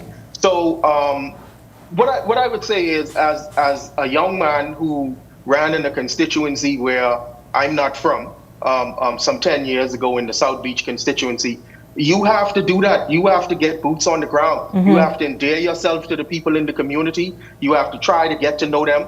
And in his case, Mr. Pickstock, he has a shorter period of time to do that. While Mr. Brown has the advantage, according to him, of being in the constituency for a longer period of time, Mr. Pickstock is making himself known and has the power of incumbency through the government, the governing PLP party. And so it's going to be very interesting to see what happens over the course of the next 30 days. And I'm just happy to be along with my box of buttery, toffee, crunch, and munch popcorn. Well, you better add something else to that, because it's going to be quite engaging and entertaining. Leslie? You know, it's interesting. They keep talking about Brown being in the constituency all the time. We did have a member of parliament in that constituency, you know, the late Warren Miller, who was also on the ground. The entire team of us was on the ground with him. And he was the MP for the area. He did a hell of a job in keeping the area sparkling clean in every facet of his constituency. It was cleaned up. In fact, the transition was taking place even before his untimely death, that we had decided we were going to sit with the PM and find out who the new candidate was supposed to be and work along with the new candidate. God had other plans for him, and he's not here. He's going to get a lot of sympathy votes, the new candidate. He's already been in many facets in the areas already. On the weekend, he went to about three or four different subdivisions. He's doing his job. And there's no doubt in my mind that the PLP is going to retain that seat in this upcoming by-election. Absolutely no doubt in my mind. No doubt whatsoever. Well, while the Free National Movement says it is confident its candidate will be victorious in the Golden Isles by-election, the governing Progressive Liberal Party is making just the same case, strong, both sides voicing optimism ahead of the polls. Tilano Roca has this aspect. The Free National Movement maintains it has the momentum to secure the Golden Isles seat. But PLP candidate Darren Pickstock is pushing back, saying that while his opponent, FNM candidate Ryan Brown, boasts of his presence in the community, he argues that presence has not translated into meaningful change for residents. The opponent is making a case about how long he has been around Golden Isles and how long he has been in his party. But for all of the years my reluctant opponent claims he has been under his belt, he is yet to show us one iota, one scintilla of any change or transformation that he has led or caused to happen for the good people of Golden Isles and the Bahamian people. The by-election, triggered by the passing of Vaughan Miller, who represented Golden Isles and also served as Minister of Environment, Pickstock says he hopes to build on Miller's legacy and continue the work that was left unfinished, focusing on community development and environmental stewardship. I will work to address your concerns about the roads, the bus service, the drainage, the bottleneck traffic, the safety and security, business opportunities, and the management of the wetlands and the surrounding environment in our community. Inside the PLP camp, former Golden Isles MP Michael Halkitis says he's confident in Pickstock's ability to deliver for the people and to secure the seat for the party once again. I feel very, very confident. He's a very energetic young man. He's worked together with me in the Senate over the last 4 years, always giving very thoughtful contributions, well-researched, working in numerous elections, serving in the Senate, and now taking that step. And he's eager to serve. He's on the ground. He's enthusiastic. I'm confident that he'll be successful. And of course, I'm doing everything I can to assist him in being successful. Prime Minister and PLP leader Philip Davis also praising Pickstock's leadership as former chairman of the Bahamas Agricultural and Industrial Corporation, noting he believes Pickstock will be a hands-on, active member of parliament. And he knows how to help small farmers, entrepreneurs, and young people find opportunity. He will be the representative for Golden Isles to serve. The one who shows up, answers the phone, fixes the road, the lights, and the park. As the campaign intensifies, both parties are rallying supporters in Golden Isles, each confident they'll emerge victorious when the voters head to the polls. Delana Roker, Eyewitness News. Well, Ellington, Leslie, and Howard, your response on what you saw there coming from the Pickstock camp. Well, I could tell you, I passed the constituency several times and I moved through a community. I listened to Senator Pickstock. Just a tremendous amount of energy that is coming from him. He's a well-oiled, there's a well-oiled machine down there in Golden Isles. I think they really, the Progressive Liberal Party and Senator Pickstock really wants this. They really is very tenacious in taking Golden Isles, and it remains to be seen whether he can get the people. He has the former member of parliament for Golden Isles, Senator Michael Alkitis, with him. And so, hey, the Prime Minister expressed great confidence in him. Let's see how it all plays out. Yeah, Shanique, the Prime Minister is making the case that he's going all in. Him and his government and party are going all in with Senator Pickstock, and they want the young man to get the seat, and they want him to continue the great work that former PLP representatives have done in the area. And so everybody has to make their case. Just like I said earlier, Brian Brown wants to make his case. Mr. Pickstock has to make his case. But I do believe that one thing that's going to factor into here, Leslie and I said a couple shows ago when Mr. Pintard, and I had to shake my head at my former party because Mr. Pintard injected some confusion into this race. And yes, I chuckled today when they announced that Brian Brown is indeed running. Well, what else was there to announce? There's a by-election. There are two major parties in the Commonwealth of the Bahamas. You have to field your candidates. And the thing is, in the beginning, there was confusion because Mr. Pintard would not unequivocally state that Brian Brown was going to run. Never called his name once. Election. Never called his name. And I believe that is going to be an issue in this by-election. You inject the confusion, and we say it at the top of our lungs. You have to concern yourself with this by-election instead of the general election. And people were upset with me, people were upset with Leslie, but the fact remains, we are here today with the Free National Movement announcing that they are going to a by-election. And I think that was a missed opportunity, and we'll see how that will translate at the polls. Well, you know, it's interesting. It took the leader of opposition at the 11th hour to even call the young man name that he was going to be the candidate. Prior to this, he never called his name. He never said we were going to put Mr. Brown as our candidate in election. Since I understand that last night he was under heavy pressure from some of the top generals in the PLP, including the former Right Honourable Prime Minister. And he was pressured that you have to run, that you cannot insist that we have a full election. When there's a by-election that is on the move now, you must run. He was forced to move from his position and call the man name and have him as a candidate. That was forced upon him. He didn't want to do it because he wanted to wait for the general election, because if he loses this one, which is going to happen, there's a chance the fellas may attempt to take him out because he ain't going to be ready for the big one. And that was his problem. And it's still his problem. And that's why he said very cautiously, you know, he said, there's the other one coming up, which also shows a sign of weakness that he knows he's going to lose. But we'll see. You know, I'm sure that the PLP is ready for the challenge. I guarantee that. The man stepped up today, and the man said, listen, Brian Brown is the man that we are going with, and we will see what it is now. Brian Brown, will be the listen, and Pickstock, get your gloves. Brian Brown, get your gloves. Now it's time to go out there and let's see who the best man is.